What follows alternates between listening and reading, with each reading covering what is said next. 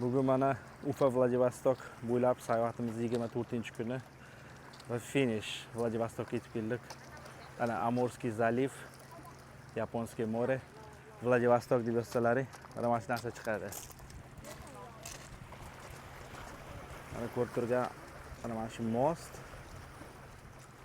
Chap tarafi mana materik, ya'ni Yevroziya materigi.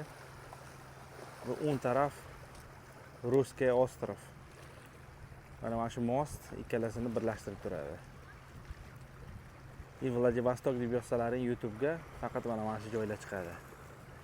YouTube'da ko'rgan joylaring mana Mayak, buni qaranglar. Mana shu yo'lcha bor xolos. Ikki cheti buni qaranglar. Zaliv.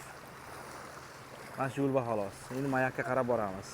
24 kun yurib Ufa Vladivostok yo'nalishidagi har bitta shaharga kirib, video kontent qilib keldik. Buni qaranglar. Faqat buni televizorda yoki YouTube'da ko'rardim. Kurtoy blogerlar qo'yardi. Mana bugun o'zimiz keldik shu yerga.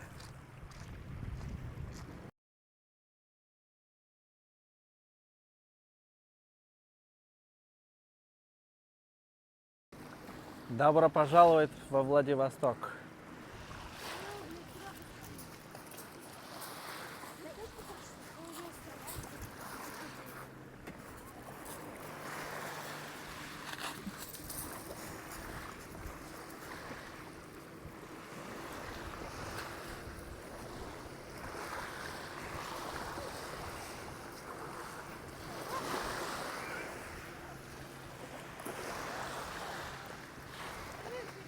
Ketdi, o'tamiz biz ham endi. Ana. Ashaqqa boramiz endi.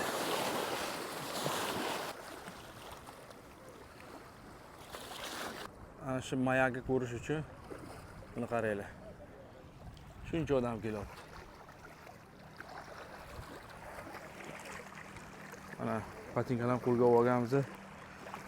Piyoda yurib kelyapman.